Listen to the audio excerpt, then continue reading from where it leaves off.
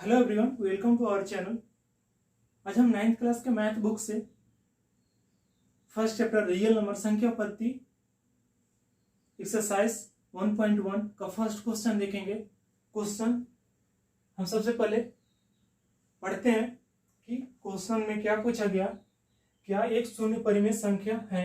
क्या इसे आप p डिवाइडेड बाई q के रूप में लिख सकते हैं, जहां p और q पूर्णांक है और q does not equal to 0 है। इसको हम सॉल्व करते हैं।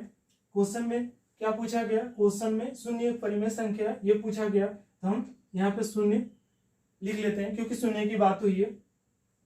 इसको परिमेय संख्या के रूप में लिखने के लिए हम p अपॉन क्यूब करेंगे और परिमेय संख्या का डिफिनेशन पढ़े होंगे। तो इसे हम शून्य को एक नेचुरल नंबर से डिवाइड कर रहे हैं। नेचुरल नंबर से डिवाइड करते हैं शून्य को, तो शून्य रहता है। यहां हम लिख लेते हैं जहां p equal to 0, q equal to 1। अतः शून्य एक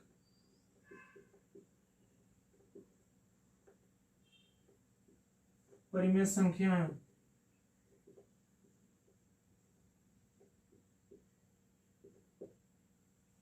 note 0 divided by 1, 0 divided by 2, 0 divided by 3 इत्यादि।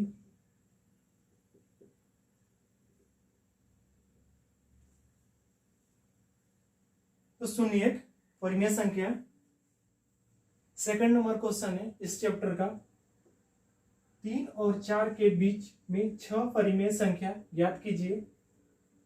यहाँ पे 6 परिमेय संख्या ज्ञात करने को बोला है, तो हम यहाँ पे 6 लिख लेते हैं प्लस 1। अगर यहाँ पे 7 रहता तो हम 7 प्लस 1 लिखते, 8 रहता तो 8 प्लस 1 लिखते। जितनी संख्या ज्ञात करने को पूछता है उतना में 1 ऐड कर लेंगे, तो ये हो जाएगा हमारा 7। यहाँ पे 6 पूछा था तो 6 प्लस 1 इक्वल टू 7 लिख लिया। और हम अब क्या करते हैं,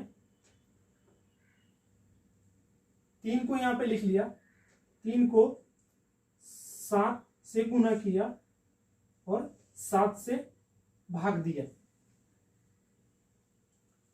और ऐसे ही 4 को लिख लिया, देन 4 में 7 से गुना किया और 7 से भाग किया। ये वाला हमने 7 को यहाँ पे लिखा है। अब क्या करेंगे, इसको गुना कर देंगे, तो ये 7 तिरिका 21 और ये बटा 7। यहाँ पे 7 चौक 28 बटा 7। तो आप देख रहे हैं नीचे वाली संख्या दोनों सामान्य है। अब हम 3 और 4 के बीच में 6 संख्या को लिखना है, तो इसके बाद हम लिखेंगे 22 बटा 7, 23 बटा 7, 24 बटा 7, 25 बटा 7, 26 बटा 7, 27 बटा 7।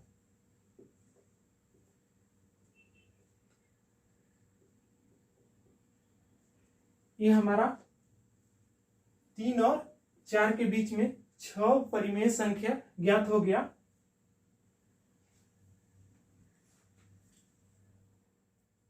इस चैप्टर का तीसरा नंबर क्वेश्चन है। इस क्वेश्चन को हम रीड करते हैं। 3 बटा 5 और 4 बटा 5 के बीच 5 परिमेय संख्या ज्ञात कीजिए।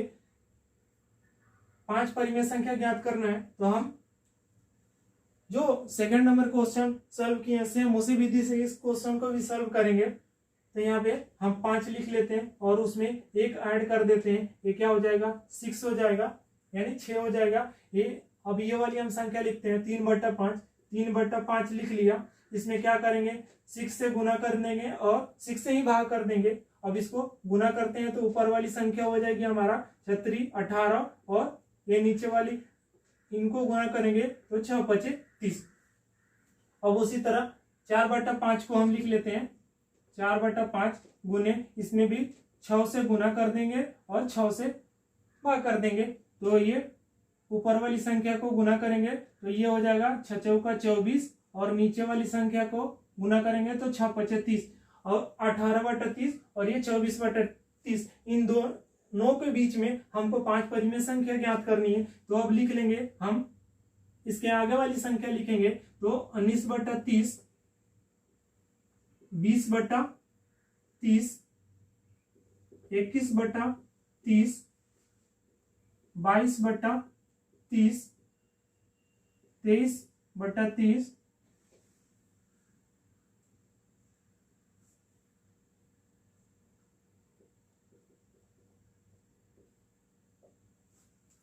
तो आप ये काउंट कर सकते हैं 18/30 और 24/30 के बीच में ये 5 परिमेय संख्या ज्ञात हो चुकी है। ये क्वेश्चन सेकंड और थर्ड ये दोनों सेम ही है और इसको सॉल्व करने का विधि भी एक ही रहेगा। तो आप इस चैप्टर का क्वेश्चन नंबर 4 है। इसमें सत्य और असत्य की जांच करनी है, यानी सही और गलत की जांच करनी है। नीचे दिए गए कथन सत्य है या असत्य है। क्वेश्चन 4 का 1, प्रत्येक प्राकृतिक संख्या एक पूर्ण संख्या होती है, उसका हल यहाँ पे कथन सत्य है। ये जो प्राकृतिक संख्या एक पूर्ण संख्या होती है वो कथन सत्य है, क्योंकि पूर्ण संख्याओं के संग्रह में सभी प्राकृतिक संख्याएं होती हैं। दूसरा नंबर इसका 4 का दूसरा, प्रत्येक पूर्णांक एक पूर्ण संख्या होती है। इसका हमारा ये फर्स्ट का हो गया और ये सेकंड का कथन असत्य है। ये जो कथन है ये वाला ये असत्य है। उदाहरण के लिए -1 एक पूर्णांक है किंतु यह एक पूर्ण संख्या नहीं। अब इसका तीसरा नंबर देखते हैं, प्रत्येक परिमेय संख्या एक पूर्ण संख्या होती है। तो ये हमारा रहा तीसरे का आंसर। कथन असत्य है। उदाहरण के लिए 3/2 परिमेय संख्या है परंतु यह पूर्ण संख्या नहीं। अब चैप्टर के फर्स्ट में कुछ परिभाषा दी हुई है, उसको आप पढ़ें अच्छा से और पढ़ करके आप असत्य और सत्य की जांच कर सकते हैं। और भी आगे क्वेश्चन आएंगे इस चैप्टर में। तो एक्सरसाइज 1.1 यहाँ पे समाप्त होता है। एक्सरसाइज 1.1 में 4 ही क्वेश्चन था। चारों क्वेश्चन का हमने आंसर बता दिया और आप अपने नोटबुक में लिख लें और अच्छा से समझने की कोशिश करें। अगले एक्सरसाइज में हम फिर मिलते हैं।